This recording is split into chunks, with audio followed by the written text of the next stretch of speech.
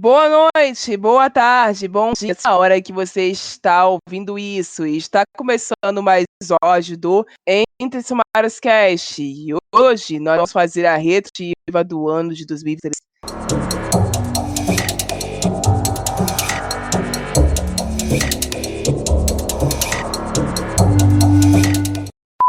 Esse podcast faz parte da iniciativa O Podcast é Delas. Saiba mais em opodcastedelas.com.br.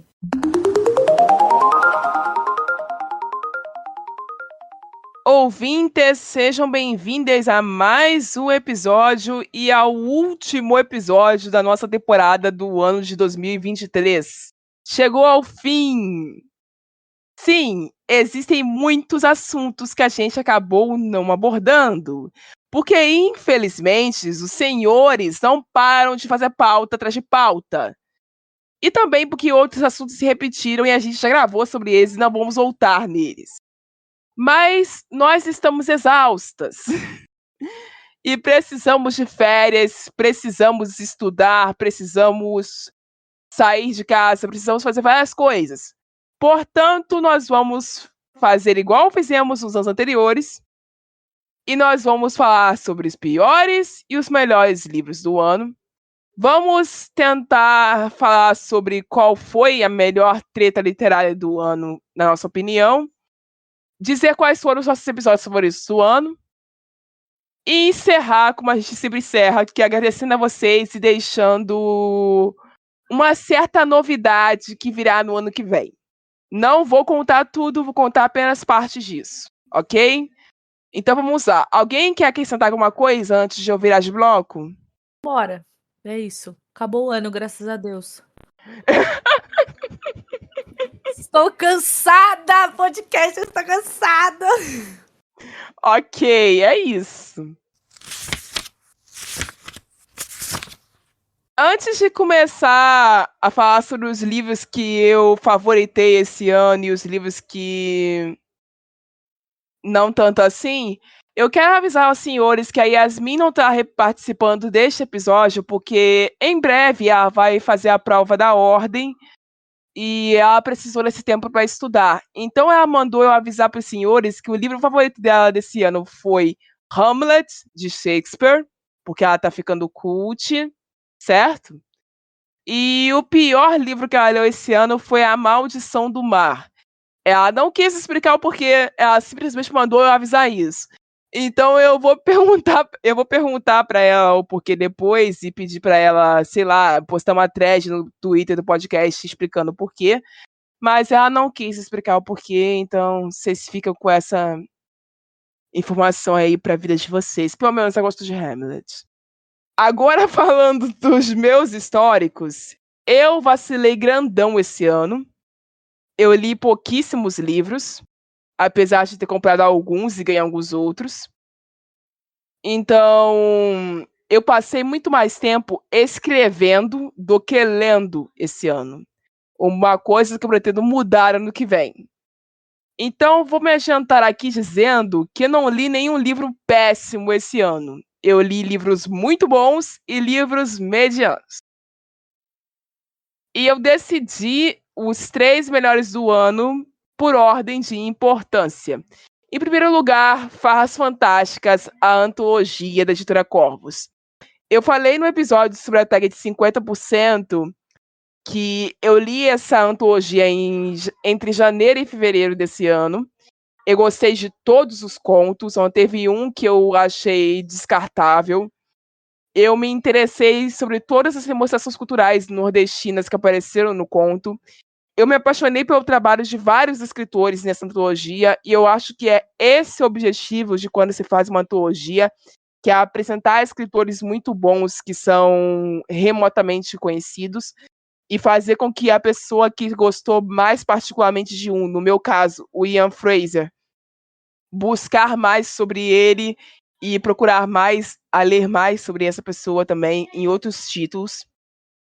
E eu gosto muito desse livro, recomendei para todo mundo. Por favor, leiam Farras Fantásticas. A editora Corvus sempre faz livros muito baratos, tanto a edição física quanto a edição em e-book. Então eu acho justo que vocês gastem o dinheiro de vocês com uma produção nordestina de pequeno porte, que é tão bem apresentada e tão bem trabalhada, porque os livros são maravilhosos, desde as artes até os textos. Uma Oração para Ninguém, em segundo lugar, da Larissa Brasil. Eu entrevistei a Larissa Brasil para o nosso quadro de entrevistas sobre a escrita, sobre esse livro. E, assim, foi o segundo livro de suspense que eu li esse ano. Eu fiquei muito honrada de ter sido escolhida pela Larissa para poder entrevistar sobre esse livro, porque é um livro bom, é um livro instigante, possui um plot twist que, assim, é realmente aceitável, dá justamente você acreditar na realidade daqueles eventos. Os vilões são muito bem trabalhados, o romance inserido na história é muito bem aproveitado e muito bem arquitetado. A equipe que trabalhou na produção desse livro foi muito bem escolhida pela Larissa, e mais detalhes disso vocês encontram dentro da entrevista. A representação de pessoas pretas no livro foi muito bem conduzida. Então, por todos esses pontos positivos que eu citei aqui, e por todas as outras coisas que eu já citei nos conteúdos que eu fiz sobre esse livro lá para as nossas redes sociais, eu elegi ele como meu segundo lugar desse ano. Por último, meu recebido da HarperCollins esse ano, O Pacto de Joe Hill. Eu amei cada segundo dessa leitura. Eu já gostava do Joe antes, mas com esse livro, ele simplesmente me ganhou como fã. É um terror misturado com humor, então a gente pode chamar ele de terrir, mas é um humor escatológico, um humor visceral, um humor praticamente nojento. Então, assim, não é para todo mundo. É um livro de horror muito denso, muito caricato, então não vai ser todo mundo que vai sentir-se confortável lendo esse livro, até porque é de se esperar, porque o gênero horror não veio aí para te trazer conforto, ele veio aí para te trazer repulsa, já diz o nome. Então, assim, é uma ótima leitura. Menção honrosa para eu passar a palavra para Anne, Daisy Jones and the Six e Taylor Jenkins Reid. Senhores, eu li Daisy Jones. O que eu tenho a dizer sobre isso? Pois é, Billy Dune, eu ainda gosto muito de ti como personagem, mas eu realmente estava errada sobre muitas coisas que eu aprendi contigo na série. Então, assim, a disparidade entre o Billy Dune, porque eu me apaixonei dentro da série da Amazon, e o Billy Dune que eu conheci lendo a Taylor Jenkins Reid, me fez mudar de opiniões sobre algumas atitudes que ele tomou, mas eu ainda assim permaneço gostando muito desse personagem. Sobre a Daisy, eu continuo achando que ela é a personificação do White Girl Problems. Sim, concordo. E eu não vou conseguir mudar de opinião sobre isso, infelizmente. Todas as fãs da Daisy Jones, se vocês acham que eu sou uma filha da por causa disso, podem morrer achando, eu não vou mudar de opinião sobre isso. Ela é a personificação da garota branca mimada que nunca teve problema na vida e teve que arranjar um monte de problemas para si mesma para conseguir se sentir completa, porque a vida dela antes disso era completamente vazia e um caos. Eu sou um pouco pior. Eu acho que, É só assim, se isso. você é fã da Daisy e ainda está ouvindo esse podcast, você vai virar aqui à esquerda e tá saída. Pode sair. Brincadeira, viu, gente? Fica aí. E olha quem Não tá falando gosto de me juntar. Não gosto de me juntar com fã da Daisy. E olha que quem tá falando é a fã de Taylor Jenkins Reid, tá, gente? Tá? Viu? Muito obrigada. É isso, acabei a minha fala. Eu, nesse ano, li ao todo 8 livros, abandonei 2. Não quero falar sobre isso. Não quero. E fiquei com 3 livros parcialmente, que eu deveria ter conseguido terminar, mas eu fui incapaz. Então eu pretendo que ano que vem começar a organizar as minhas leituras pelo Maratona. Grande beijo para eles. Maravilhoso. E conseguir terminar esses que eu li parcialmente, ler novos livros e não acumular mais leituras perdidas. Porque eu preciso voltar a restabelecer a minha carteirinha de leitura. e o quanto antes. É isso. Beijos, Anne. Vou começar também falando muito obrigada ao Maratona, né? Ao Maratona PP, porque eu ganhei um livro, gente, deles. Eu ganhei um livro que tá na lista aqui, já vou falar dele. E eu fiquei muito feliz por ter recebido um presentinho na minha casa.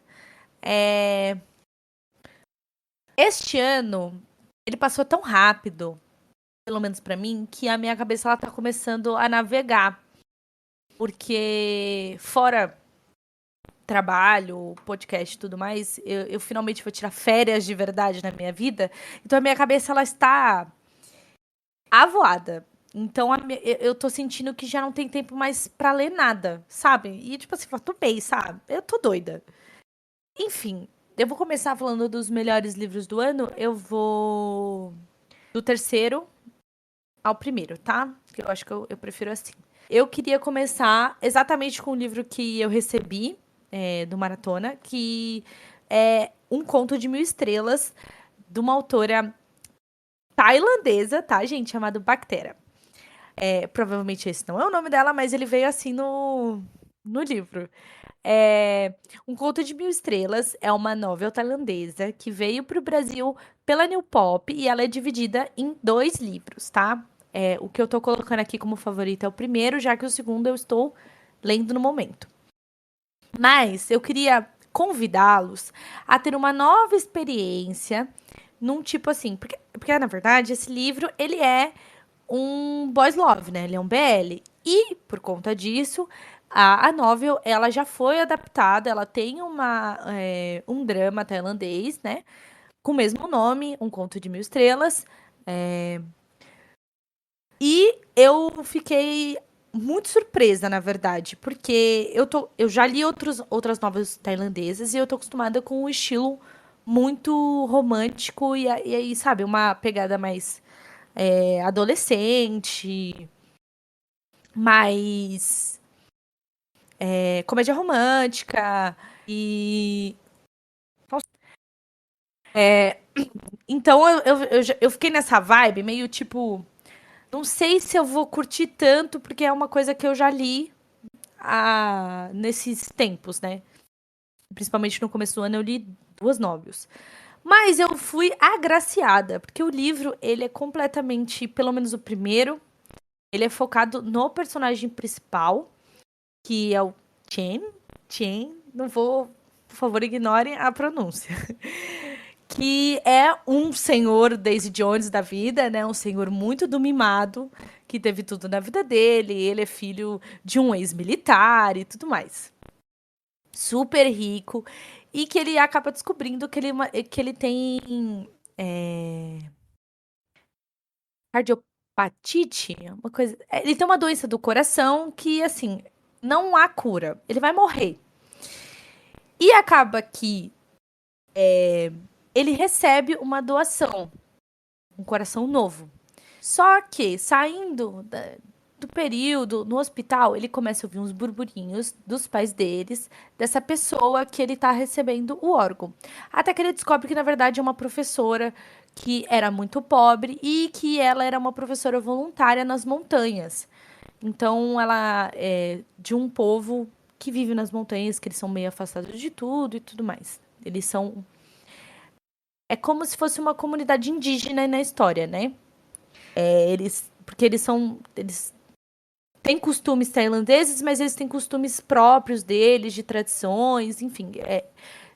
Se eu não me engano, o povo deles chama Akia, mas eu posso estar falando errado. Mas escreve A-Q-W-A. W não, H-A, perdão. Enfim, o livro é muito... qual que é a palavra que eu posso usar aqui? Eu acho que ele é muito construído. Você, no começo, você vai sentir uma raiva, porque você sente que o personagem principal, ele não merece aquele coração, que a Tofun, que é a menina que falece, ela merecia ter continuado a viver, e não ele, que era uma pessoa realmente fora da casinha, gente, sabe? Não tem noção nenhuma de vida, de pessoas, enfim. Mas conforme ele realmente se voluntaria para ir também às montanhas e ser um professor igual ela foi, você acaba toda a construção daquele povo, dos costumes, das crianças, de tudo aquilo, vai te pegando. É sério. A gente falou recentemente dos livros sobre tradutez e tudo mais, e eu fico incomodada às vezes com algumas traduções, porque elas me pegam muito do fato de eu não gostar da narrativa por conta da tradução. Livro gringo passado por português. E eu senti que, eu não sei se vocês sabem, mas tailandês é muito difícil, gente. E eles têm algumas repetições e um jeitinho de escrever de narrativa que fica muito confuso se não for muito bem traduzido. E a New Pop conseguiu traduzir muito bem. A diagramação é perfeita, enfim. Foi uma surpresa para mim, eu amei, o livro é maravilhoso. O próximo é O Toque da Condessa, da Caroline Salignac. Não sei se é assim o sobrenome dela. Recentemente, esses tempos, depois que eu finalizei Bridgerton, eu fiquei um pouco afastada dos livros de romance de época, que foi realmente um negócio que eu falava muito quando eu entrei pro podcast. Então, eu tava meio afastada porque eu não tava conseguindo gostar muito das histórias, era quase tudo a mesma coisa, principalmente depois de ter lido 8 livros da Julia Quinn, que tem a mesma fórmula, mesmo bolo de chocolate, né, que a gente chama, essa fórmula pronta que ela tem. Então, eu não tava muito afim de ler. Mas eu recebi essa indicação de uma moça no Twitter. E eu amei, gente. Eu fui atrás. E o livro é muito bem construído. A mocinha é muito legal. Ela tem um casamento de conveniência. E ela não é aquela boba que não sei o quê. Ela acaba se descobrindo. Fala muito sobre o prazer de uma forma que eu não tinha visto em outros livros de romance de época. Porque realmente tem ali a parte do sexo, mas como parte do romance. Aqui, em O Toque da Condessa, ele é alguma coisa, mas ele é algo da mocinha, não do casal em si. Lógico que ele acaba sendo o catapulizador para eles ficarem juntos e, de fato, se gostarem. Mas é muito legal ver que, assim, a mocinha no começo, ela faz porque ela quer chamar a atenção do cara. Depois ela faz porque ela fica curiosa. E depois ela faz porque ela quer. É muito bom. Eu acho que eu nunca fiquei tão animada com um romance de época há muito tempo. Desde que eu finalizei Bridgerton e os livros da Tatiane, que eu gosto bastante. Foi uma surpresa magnífica. O meu primeiro lugar não podia ser diferente, que é O Gosto Amargo da Vingança, da Valentina K. Michael. E já falei 1000 vezes, volto a dizer, eu amo livros onde a mocinha tem esse papel meio anti-heroína, que ela parece ser a vilã, mas ela não é a vilã, tem um passado meio obscuro e tudo mais. E esse livro aqui, ele é uma surpresa do início ao fim, porque você começa achando que a principal, ela é intragável, entendeu? Até que o marido dela morre e começa a vir uma avalanche de merda na vida dela. Tipo, ela era uma mulher rica e do nada ela não tem direito à herança, porque a herança era toda da amante. Ele ia largar ela, ele tem um filho... e esse ex-marido, né, um falecido, ele contou um monte de mentiras sobre ela pro irmão da amante. E aí eles meio que viram uma vingança que eu achei que era da mocinha, mas não, é desse cara que não tem nada a ver com nada. E, juro, é um romance muito forte, assim, tipo, intenso. Então você tem que parar, respirar, às vezes você fala, tipo, tá acontecendo muita coisa ao mesmo tempo, não tô entendendo como eles vão ficar juntos, se dá pra ficar juntos depois de tudo que esse cara fez, ela viver na vida dela de uma forma injusta e tal, enfim, é muito maravilhoso. O romance, o casal em si, é um dos mais legais que eu já vi, e eu gosto de romance romântico, e esse não é uma pegada tão romântico, de suspirar, água com açúcar, mas é muito bom. Eu queria fazer uma menção honrosa para um livro que eu li essa semana, que é um conto que é Nunca é Tarde Demais para Amar, da Fran Buarque. E a gente aqui tem um romance aquiliano, né? Mas é um romance aquiliano de dois homens com mais de 50 anos. A história deles é dividida em um passado, onde eles se conheceram com os 20 e poucos, e depois um salto de 40 anos, quase, deles se reencontrando. E assim, é muito bem feito. A fala sobre a Covid, inclusive um dos personagens teve alguém que perdeu por conta disso, e foi tão rápido, foi tão gostoso. Eu até falei no grupo do podcast que essa autora, né, a Fran, eu já li coisas dela, outras coisas, livros maiores, e não conto só, e eu senti que ela se deu tão bem escrevendo um conto, que eu falei que, tipo, é muito mais legal ver ela escrevendo coisas pequenas e fechadinhas e muito bem feitas do que se esforçar para alongar um enredo que às vezes não precisa de muita coisa. Que é mais basicamente os romances Água com Açúcar e tudo mais, que tipo, poderia ser terminado com 150 páginas, acaba virando 300, 400 e vira uma enrolação e tudo mais. Outra menção honrosa, que eu não vou nem entrar muito no mérito, é Perdoe Meu Coração, da Já Silva, que foi realmente um livro que eu amei, mas tem coisas ali que deixam balançadas, que acabou não facilitando tanto minha leitura quanto as outras três, que me fez engolir livros. Agora, os piores, eu vou até ser muito sucinta, porque eu não tive muito piores no ano. Eu tive mais livros medianos, ou livros que eu gostei e não gostei muito, enfim. Escolha Sem Medidas, da Márcia Cândido. Essa autora em específico, eu li os romances héteros dela, até curti, não é muita coisa, do tipo maravilhoso, esplêndido e tal. É um romance ok, aqueles que você gosta de ler, meio sessão da tarde. Mas esse livro aqui, que faz parte de uma série chamada Medidas, ele é do amigo de uma das mocinhas, do melhor amigo dele, e ele acaba sendo um romance aquiliano, mas ele é um romance aquiliano sem muita substância, o enredo é muito capenga, xoxo, tem umas coisas aqui de direito, né, porque um dos mocinhos é advogado, que não tem nada a ver com nada, parece que ela pegou a palavra advogado, ela inventou o que é um advogado e não sabe o que é, enfim, foi bem péssimo. Acho que foi o único livro no ano que eu dei 1,5 estrelas, porque foi realmente muito ruim. Sabe, o cara é dono de uma empresa de advocacia, aí o povo fica falando coisas homofóbicas dele, que ele é o dono. E ele fica tipo assim, não, porque se vocês não pararem, eu vou processar todos vocês. Meu filho, você é o dono, por que você não manda embora? Sabe? Ok. Amiga, péssimo. Pegaram a profissão e falaram assim, vamos inventar.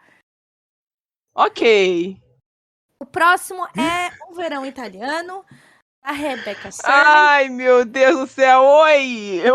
Oi, Companhia das Letras. Tudo bom? Me perdoe. Tá? Muito obrigado por Operação Paddock, muito obrigado por Olympus, gosto muito. Esse livro, gente, não é que ele é horrível, péssimo, odeio e todas as coisas de ruim. Inclusive, ele é bem melhor do que Escolha Sem Medida. Mas eu me irritei muito com esse livro, não gostei da mocinha. Eu achei o plot muito bem feito, tá? É muito interessante, a ideia é ok, tá? Mas eu sinto que esse livro ele é meio jogado, a mocinha não tem muito... Você não sabe muito bem o que ela quer e tal. Eu sei que fala sobre processo de luto, e processo de luto é esquisito, porque para cada pessoa é uma coisa, e às vezes eu acho que eu não posso não ter gostado pela fase de luto que a mocinha passa, mas eu achei meio... então tá bom. É isso. Uns livros medianos, eu queria falar dois, e inclusive, vou começar por Ariel, da Gabi Santos. Esse livro, ele é o livro inicial de uma série que tem 4 livros e um conto. O conto específico, que é Esse Vilão é Meu, eu acho maravilhoso. Foi um dos livros que eu reli 3 vezes esse ano, porque ele é muito gostoso de ler. E eu adoro desses negócios. Eu gosto de ler as coisas, gente. Mas esse aqui é meio chatinho. Esse aqui é um romance que tem edge pesado, né? Porque o mocinho é realmente bem mais velho que o outro. Mas eu achei ele meio capenga, meio xoxinho. Acho que poderia ser melhor. Ainda bem que é ele que abre, porque os outros são muito melhores. Se ele estivesse no meio, talvez eu tinha desistido dessa série. E o outro... Ai, gente, olha, eu estou massacrando todo mundo que falou assim, você quer fazer parceria com a gente? Primeiro foi a companhia, agora a Sarah Fidelis, porque Mon Amour é um livro muito mediano. Gente, eu amo a Sarah, vocês sabem disso, eu amo muito a Sarah. Gosto muito dos livros dela. E só que os livros dela têm alguma constância de ser livros muito bons e tem livros que são só medianos. Esse é o caso dessa série, não sei porque eu só li o primeiro. Vou ler o segundo que ela lançou agora, que se eu não me engano é Ma Petite. Eu vou ler. Mas esse aqui, gente, este livro, ele poderia acabar com 50 páginas. Não, A precisava sinopse ser já é também. um pouco estranha. Olha, é porque assim, o romance é fast burn, tá? Tipo assim, existe ali um caso que era tipo, ele meio que abandonou os filhos, mas ele não abandonou os filhos, porque na verdade ele não sabia dos filhos. Quando ele descobre, ele acaba que ele quer voltar atrás, e a mocinha tá meio arredida, sabe? Não vou e tal. Mas eles voltam em questão de, tipo, 4 capítulos. É um negócio assim, bem rápido. Bem tipo assim. Ai, gente, se você sentar pra conversar com uma pessoa, o livro não existiria. É esse caso. Eu acho Ok. que. Ai, Sarah, Um você negócio chamado terapia. poderia ter colocado mais açúcar, mais gota de chocolate pra esse bolo ter ficado bom. Esse bolo ele deu uma murchada. E é isso. Sally. Então,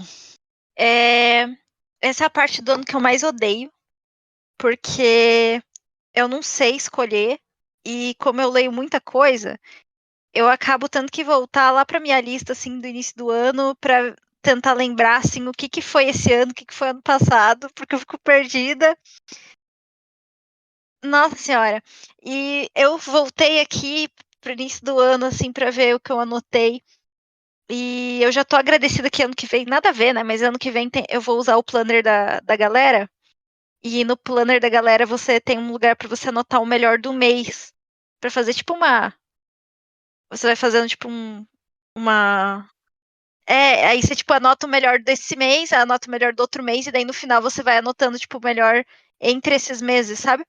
E daí chega no melhor do ano. Achei muito, muito sensacional, porque, assim, esse ano eu li até agora 263 livros, e vários foram abandonados também, nesse meio tempo, então, tipo, é muito difícil para mim escolher, é muito complicado. Mas eu decidi que eu vou escolher livros que estão aqui, entre nós, no Brasil. Então, eu quero começar assim do início do ano para frente. Eu não vou ser tão. Eu não sei escolher 3, então eu vou, tipo, meio que citar o nome e falar onde que você encontra, porque você vai ler ele, porque ele é muito bom. Então. E muitos deles, assim, são meio. Que as pessoas já vão saber o que é, porque, por exemplo. Tá, enfim. O primeiro livro é em com Vidas de Fantoches, algo do tipo. Não sei como que vai vir pela Morro Branco, é do T.J. Clooney, do autor de Wolf Song, do autor da Casa do Mar Cerúleo. E esse livro é maravilhoso. Chorei horrores. Não acredito que é um volume único, fiquei muito chateada, isso quebrou meu coração. Ele é uma releitura de Pinóquio, então é uma distopia onde humanos não existem, só existem robôs.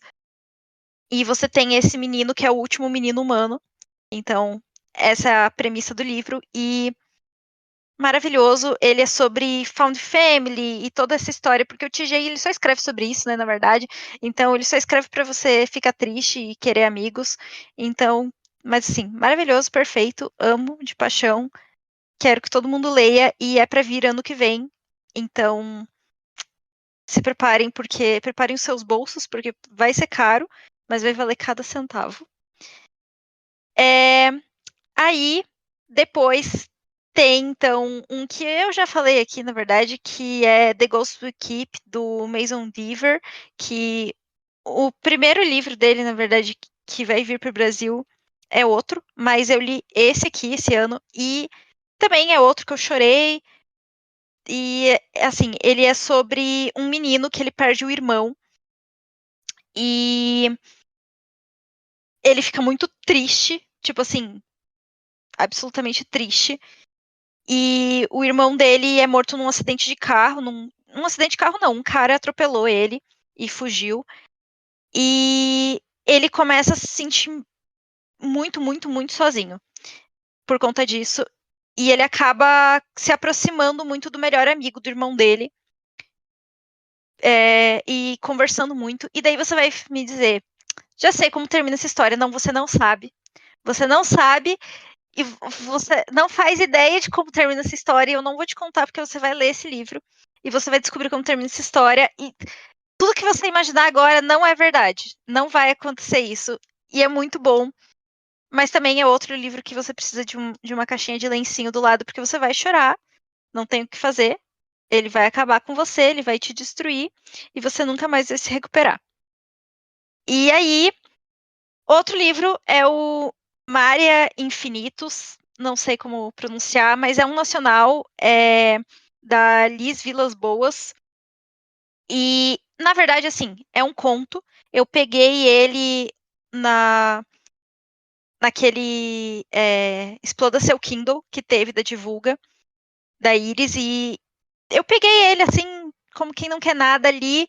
E, meu Deus do céu, é muito, muito, muito, muito bom. É um conto, então é muito curtinho, é muito, assim, curtinho até demais, na verdade. Eu queria que tivesse mais 70 páginas, porque eu fiquei triste que acabou. Mas ele é muito surpreendente, muito diferente de, tipo, praticamente tudo, assim, que eu já li. Então, recomendo demais. Outro livro que eu li, que agora eu vou fingir que eu sou cult, né? Mas eu li o meu primeiro livro. Eu tenho aqui em casa, na verdade, aquele box da Isabel Allende, que é super bonito, azul marinho. Maravilhoso o box. E eu nunca tinha lido nada. E aí eu decidi que eu ia ler o box. Até agora eu li os 2 primeiros livros. Então, mas o livro que eu quero citar aqui é o primeiro, o Filha da Fortuna. É totalmente, assim, não é nada do que eu esperava. Porque na minha cabeça, não sei porquê, mas era para ser uma fantasia, mas não é. Então, assim, mas Filha da Fortuna é sensacional, é incrível. E é uma história sobre uma família, na verdade. Você vai contar a história dessa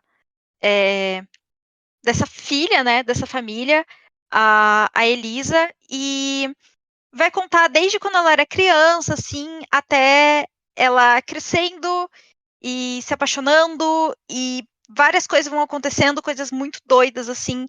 E esse livro, ele se passa em 1849. Então, né, parte dele se passa em 1849, então é tipo século XIX, e é muito diferente, é uma coisa que eu nunca tinha lido, se passa no Chile, do século XIX, parte dele daí se passa nos Estados Unidos, e assim, é um livro muito diferente de tudo que eu tinha lido, então eu acho que talvez por isso, assim, ele entrou na lista, mas a escrita da autora é espetacular e me deu muita vontade de ler tudo dela. Eu sei que aqui no Brasil a gente tem edições lindas de todos os livros dela. Todos não, né? Mas dos livros que tem, as edições são todas maravilhosas. Então eu fico, tipo, só namorando elas lá e eu quero poder ler todos, mas são livros muito densos. Tanto por isso que eu li os 2 primeiros, assim, e agora eu tô meio que esperando um pouco para ler o terceiro. Aí, outro livro que assim, ele não tem uma história, mas ele é exatamente o tipo de livro que eu amo, que foi Gnomos, que veio pela Dark Side esse ano, e ele é um livro belíssimo. E ele é um livro que é muito imersivo. Assim, absurdamente imersivo. Você entra realmente 100% nele e você se vê ali como se gnomos realmente fossem reais e como se você acredita nas coisas, porque ele é escrito por um biólogo, se eu não me engano, e ele descreve, ele faz como se fosse uma enciclopédia, assim, de gnomos. Então, ele vai te descrever todos os comportamentos, as tradições, todas essas coisas que você veria, tipo, num livro técnico. E é muito, muito, muito bom. E as ilustrações são maravilhosas, vale muito a pena. Ele é bem carinho, mas ele é um livro gigantesco, todo colorido e muito, muito lindo. É um livro assim para você guardar para sempre, para você deixar tipo na mesa de centro assim da sala para as pessoas que chegam na tua casa folharem e falarem: "Nossa, que livro bonito", sabe? É para isso que serve esse livro.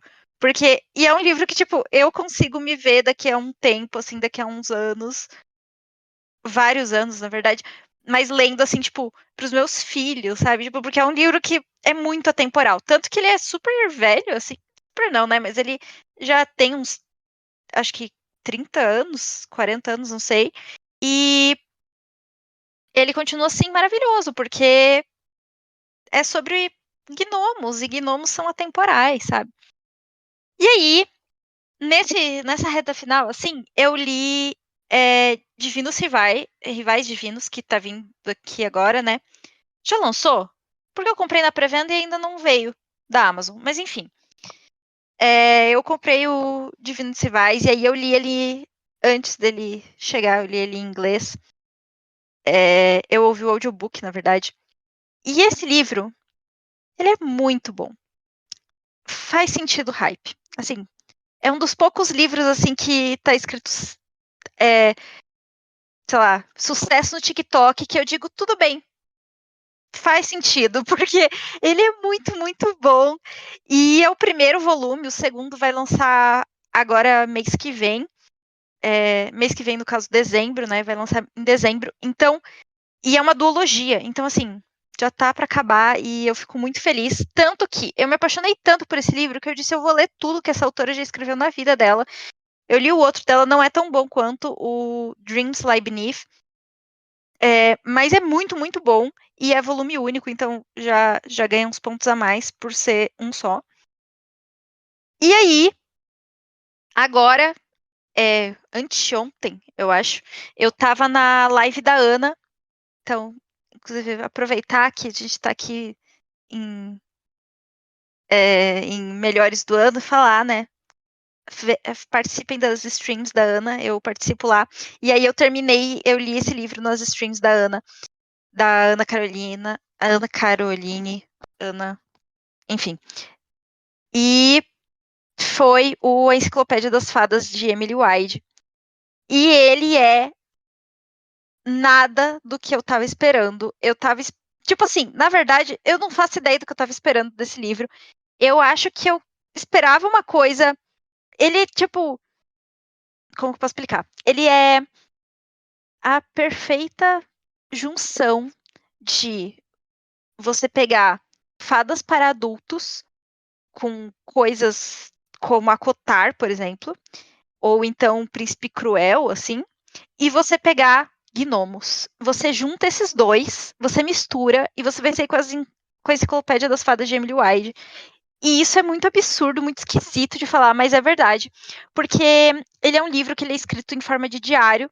A Emily, ela vai para uma cidade para escrever essa enciclopédia sobre fadas. E ela já escreveu boa parte da enciclopédia. E aí ela vai para essa região específica que tem fadas que não tem em outras regiões. E ela vai para lá para escrever essa enciclopédia. Então, na verdade, o livro ele é escrito como o diário dela de estudo, o diário de campo dela, né, de pesquisa. Então, e assim, muitas coisas acontecem, coisas que não faz sentido eu falar aqui agora, porque eu não esperava, então eu não quero que você saiba antes de ler também. Mas o livro tá vindo aí pela Planeta, pelo selo Minotauro, se eu não me engano, e é para lançar Eu acho que ele tá pro ano que vem, ou ele tá pra esse ano já, não faço ideia. Mas ele é muito, muito, muito, muito bom. E vão ser 2 volumes, eu acho também. Se não forem 3, mas assim, eu não tô nem me importando que eu vou ter que ler mais livros. Então, pra você ver o quanto é bom, eu tô nem aí. Tudo bem, quer me dar 2, quer me dar 3, quer me dar 7, eu vou ler todos, independente de quantos forem, porque esse livro é muito, muito, muito bom. E tem romance, tem ação, tem fantasias, mundos mágicos, criaturas mágicas, meio numa vibe assim, Spider-Rick, e perfeito, maravilhoso, 10 estrelas. Essas foram as leituras boas do meu ano. Boas, sim, eu tive muitas outras que foram 4, mas as que estão no Brasil e 5 estrelas foram essas. E aí, livros que eu detestei, é meio chato, né, falar essas coisas, mas assim, teve alguns que eu abandonei, porque eu disse, eu não me odeio tanto assim pra continuar lendo esse livro, mas uma coisa sobre mim é que eu me esforço muito. Então, por exemplo, minha primeira decepção, vou de trás pra frente, a minha decepção mais recente foi Eu Nasci Pra Isso, né, de Alice Oseman, que a gente tem até um TikTok sobre, porque eu fiquei extremamente frustrada, péssimo. Não leiam, já li, não recomendo, já li pra poupar vocês desse esforço. Então, não leiam. E assim, adoro Alice Oseman. Todos os outros que eu li, outras 2 novels só dela, que eu li o Este Inverno e Nick and Charlie. Mas eu gostei, assim, tipo, não são a melhor coisa que eu já li da minha vida, mas são ok. Agora, Eu Nasci Pra Isso, assim, por favor, pare imediatamente de escrever e repense a sua carreira. Mas ok. Aí, outro que eu larguei esse livro em 57%. E ele é um livro longo. Ele é um livro de 450 páginas. Então, eu já tinha lido, tipo, 220 páginas dele, mais 250, assim. E eu disse, não, eu não me odeio tanto assim para continuar essa leitura, que foi um dos livros que deu origem ao episódio sobre estrangeirismo que a gente fez, que é O Quente como o Inferno, da Marcela Talavuz. E, assim, não tem condições. Eu não sabia se eu estava lendo uma tradução do Google de um livro em inglês, sabe? Porque nada ali soava natural, tudo parecia que alguém fez uma tradução automática, assim, com um robô do Bing, sabe? Porque absurdo, absurdo. Não tem como esse livro ter sido escrito em português, tipo, originalmente escrito em português. Não faz sentido nenhum para mim. E fiquei bastante triste, porque a capa do livro é maravilhosa e eu queria muito comprar ele físico. E a capa do segundo volume é ainda mais bonita. E eu tava, tipo, já com eles no meu carrinho, assim. E aí eu terminei o livro e eu disse, não, nunca mais eu vou ler essa porcaria na minha vida. Aí, outro livro que é um cult, né? Na verdade, ele é da minha coleção da Antofágica, que eu tava tentando, né, ler todos os livros que eu tenho em casa da Antofágica. E aí eu li esse, que é O Coração das Trevas. Meu Deus, como ele é chato, enrolado, nada acontece, achei péssimo. Não sou uma crítica literária, né? E então não posso dizer. É que foda você falar que um clássico é ruim, tipo, porque ele é um clássico, então ele não deve ser ruim, mas chato. Assim, de todos os que eu li, achei assim o pior. Da Antofágica ali, não. Esse é um que assim, se sumir da minha casa, eu não vou dar falta, porque não fez diferença nenhuma na minha vida, achei bem meia boca e pretendo nunca mais ler nada do autor. E outro livro que eu não gostei, e assim, É o Úrsula. Mas eu já falei dele aqui. Tá bom. Ah, tá. Então, só o que eu não gostei, a dobra no tempo. Achei péssimo, não gostei. Nem terminei. Ok, rapidamente, pra vocês, qual foi o melhor episódio desse ano pra cada uma? Vai, falem. Eu acho que assim, um dos que eu mais gostei foi o mais recente que a gente fez de estrangeirismo, porque eu achei que ele foi bem interessante, assim, foi bem diferente de outras coisas, assim, a gente falou com bastante profundidade sobre o assunto, levantamos teorias da conspiração, e o Linguagem Não Binária na Literatura, porque a gente falou desse tema acho que umas 3 vezes esse ano, mas esse em específico eu gostei muito, eu achei muito gostoso de ouvir, e achei que o tema é muito relevante, muito importante. Ai, olha, eu tinha separado 2. Olha, eu saí rapidinho pra olhar. Eu queria falar sobre um episódio sobre a escrita, que foi o episódio de Navio Chique, Marketing e Outras Coisas. Eu amei o episódio. Não participei, mas eu amo ouvir. Às vezes eu repito de novo pra ouvir, tá? Que eu sou uma besta, sabe? Eu gosto de ouvir algumas coisas. Eu releio livros, por que eu não vou ouvir episódio de novo, sabendo? Sabe? Eu sou boba. E tem mais um, eu tinha. Cadê? Ah, Desconstruindo o Monopólio. Amei participar desse episódio, foi muito bom. Ok, os meus favoritos, já que todo mundo falou 2, eu vou ter que falar 2 também. Foram o Mulheres Apavorantes, que eu gravei junto com a Karine Ribeiro e com a Mônica Maria, sobre mulheres que escrevem horror e terror. E o meu segundo favorito, assim, de muitos episódios bons que a gente teve esse ano, a gente teve muitos episódios bons, graças a Deus. Eu tive que escolher esse, porque eu falei assim, gente, é incrível como esse episódio deu certo. Porque ele tinha tudo pra dar errado. E eu tô falando de um mafioso, um valentão e um assassino entram em uma biblioteca. Que a gente escravo Kaká. Sério? Sério, esse episódio tinha tudo pra dar errado. Tudo pra dar errado. E ele deu certo. E foi um grande susto pra mim isso. Porque eu pensei que que eu fosse surtar no meio do episódio, esquecer o roteiro e começar a falar um monte de coisas que eu não devia falar aquele episódio. Eu pensei que eu realmente fosse perder o controle da história. E eu tava muito fragilizada na hora que eu tava gravando. Não sei se os ouvintes perceberam isso na hora que eles ouviram. Mas eu consegui ir até o final. Então, eu sempre considero como meu favorito um episódio que eu resisti sem surtar. Então, no caso, foi isso. Agora, pulando pro próximo assunto desse terceiro e último bloco. Pra vocês, qual foi a melhor treta literária que vocês presenciaram ou assistiram esse ano? Puta merda. Tá bom, então. É assim, eu achei engraçado que esse ano muitas se repetiram, né?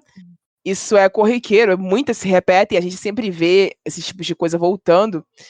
Mas assim, aqui eu falei assim, gente, isso aí é a pessoa olhou pro limite, riu na cara dele e passou com o rolo compressor por cima. Eu não sei se vocês vão lembrar disso, da escritora independente nacional que foi acusada de pedofilia, que ela escreveu um livro cujo age gap era de um cara de 32 anos com uma garota de 14. Eu não vou lembrar agora para vocês qual é exatamente a história do livro, mas pensem no romance que era criado nesse contexto. E isso estourou no Book Twitter numa madrugada, as pessoas começando a ficar loucas. Eu vi isso quando eu acordei, tipo, era 9 horas da manhã, e tava esse negócio lá pulando na minha cara. E, tipo, eu digo que é a minha favorita, porque, entre aspas, porque foi a que eu mais vi pessoas sensatas falando sobre o assunto. Gente, eu não sei que treta Não foi tinha, não tinha ninguém defendendo a mulher por liberdade de expressão ou por alguma coisa parecida. Todo mundo tava contra ela. Então, assim, foi um negócio que eu falei assim, ok, aqui temos um grande exemplo onde uma treta estourou no Book Twitter, do nada, ficou reduzida a uma bolha de certo modo, mas apareceu, e o fim dela não foi tão trágico quanto eu esperava. Se eu não me engano, nessa altura acabou tendo que remover o livro dela na Amazon de tantas denúncias que ela recebeu depois. Mas é isso que eu lembro da história. Eu acho que a minha treta favorita foram as de plágio. Acho que abriu o olho da galera um pouco. Uma grande semana aquela. Foi. Eu vou escolher a treta de agora. Gente, pra quem não sabe, vamos tentar explicar. Está acontecendo uma treta enorme que já vem se pendurando por semanas sobre pirataria em livros independentes, mesmo com as duas ações que a Iris do Divulga Nacional e o Maratona fizeram no dia 4 de outubro com o Explode Seu Kingdom e o de agora na Black Friday.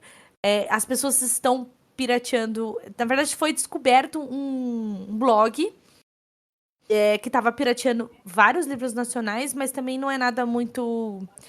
Nossa, uau, porque existem vários. Mas eu queria comentar específico dessa treta aqui, que tá pendurando há muitos dias.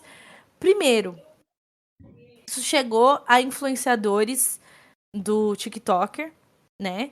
Principalmente um deles que já falou merda antes, uns tempos atrás, questão de acho que de um mês, ele já falou merda, voltou a falar de novo.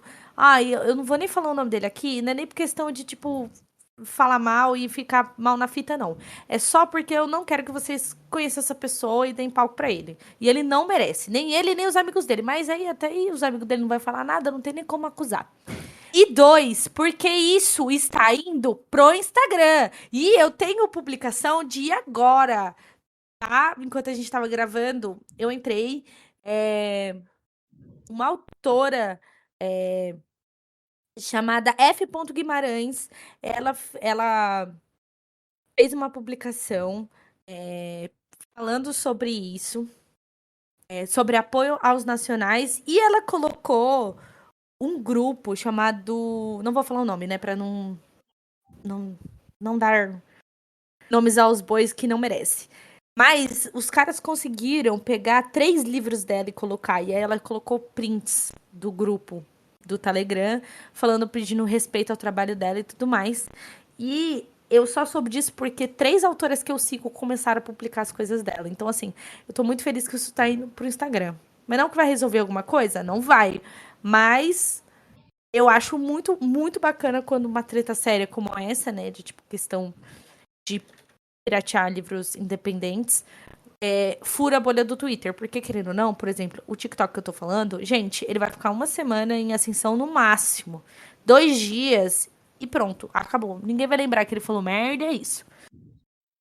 Pelo menos quando vai pra outros lugares, a gente tem pelo menos uma dimensão de chegar a outras pessoas e tudo mais. É isso. O único jeito disso dar em alguma coisa é aquela história. Você tem que fazer onde o bolso dói, né? Unir as pessoas. É isso. Você tem que... Só quando dói no bolso que a galera se esperta. Então, tipo, pra quem consome a pirataria não tá doendo no bolso. Óbvio que não. Pro autor tá. Então, o que você tem que fazer? Manda pras editoras que são parceiras dessas pessoas. Fala, olha, é esse o tipo de gente que você tá querendo associar a tua imagem? Não é. Então... E fora isso, é bom lembrar vocês que, assim, eu não sei se vocês sabem que pirataria é crime, e não é só pra quem tá te fornecendo a pirataria. Você também tá cometendo um crime, viu? Utilizando a pirataria. Sim. E se você utiliza e redistribui a partir de link ou qualquer outra coisa, você tá cometendo crime de uma forma ainda mais grave. Mas é isso.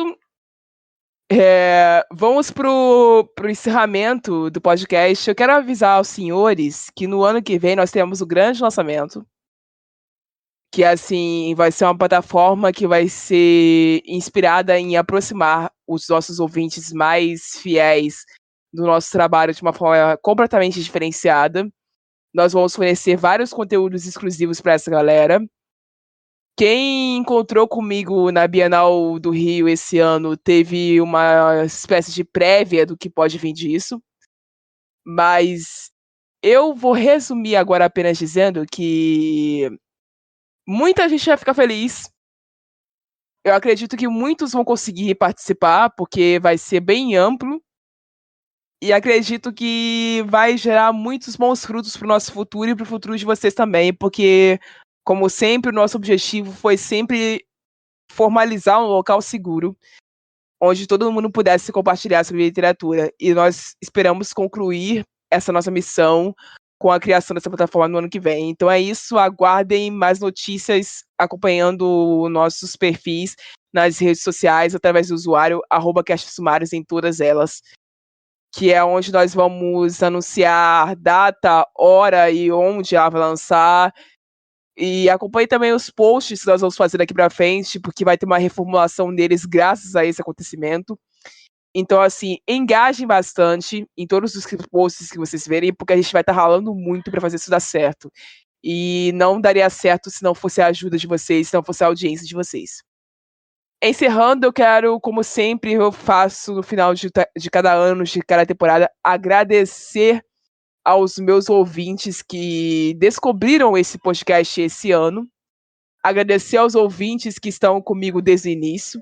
Agradecer ao meu time, mesmo que estejamos com uma ao menos hoje. Agradecer a Yasmin, que está longe de nós agora. Agradecer a Anne e a Celi por estarem sempre conosco. Agradecer a cada convidado que a gente recebeu esse ano. Foi muita gente legal, foi muita gente inteligente, foi muita gente que sabe falar muito bem de livro e que vocês deveriam acompanhar, diferente de certas pessoas. Agradecer a cada pessoa que conversou comigo na Bienal do Rio para falar sobre o podcast, que falou para mim sobre o quanto esse programa fez diferença no dia a dia, na vida dela, etc. Cada uma dessas pessoas, muito obrigada a vocês.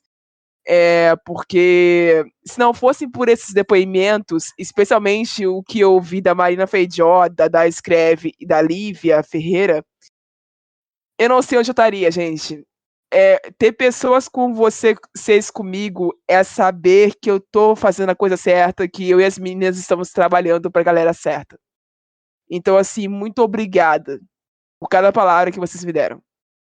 Muito obrigada por cada minuto que vocês me ouviram. E eu vejo vocês no ano que vem, em fevereiro. Mas nós vamos estar nas redes sociais o tempo inteiro daqui pra frente. Então, conteúdo não falta. E a lista de feed tem quase 200 episódios. Então, se você não ouviu algum, que provavelmente é possível, volta lá, procure e ouve. Se você gostou muito de algum, mas não lembra de certas coisas, volte e ouve de novo. Eu vejo vocês em fevereiro. Até lá e tchau. Você ouviu um programa participante da rede Podcast é Delas, uma iniciativa que fornece toda a infraestrutura necessária para mulheres hospedarem e publicarem os seus podcasts. Para fazer parte, entre em contato conosco através do site opodcastadelas.com.br ou através das nossas redes sociais, como @opodcastadelas.